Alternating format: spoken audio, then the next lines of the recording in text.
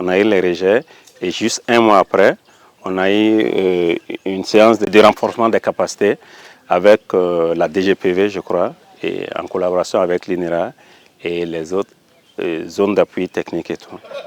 Et hormis ça aussi, on a été accompagné pour les intrants et la tuyauterie. Moi, personnellement, je suis satisfait, puisque en le mettant en place, c'est des objectifs que je me suis fixés. Et à l'heure où on se parle aujourd'hui, je pense que les objectifs, pour moi, c'est atteint.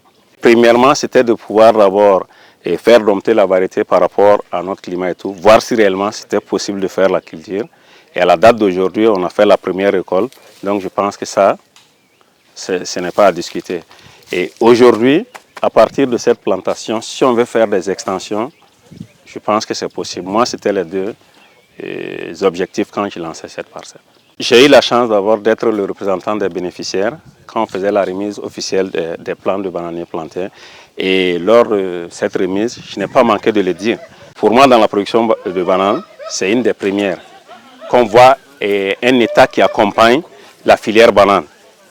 Et ça, moi, personnellement, ça me va droit au cœur. Et ce jour, j'ai dit que le chef de l'État pouvait nous faire confiance. Déjà, avec cette plantation, sur une période d'1 an, pour quelqu'un qui veut faire une extension, avec ces rejets, vous pouvez faire plus de 5 hectares. Puisqu'on est doté de la technique de reproduction des plants par la méthode PIF. Et là, si cette méthode te réussit, en 3 mois, avec un rejet, tu peux faire sortir 50 plants. Et on a cette technologie aujourd'hui.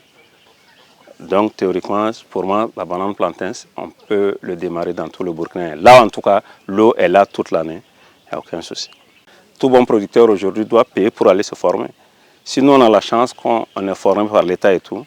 Donc moi, je pense qu'il peut toujours nous faire confiance. On est toujours engagé. Et ce projet, je suis sûr que dans 2 ans, 3 ans, ça va prendre une autre envergure. Le chef de l'État peut nous faire confiance pour la poursuite de ce projet.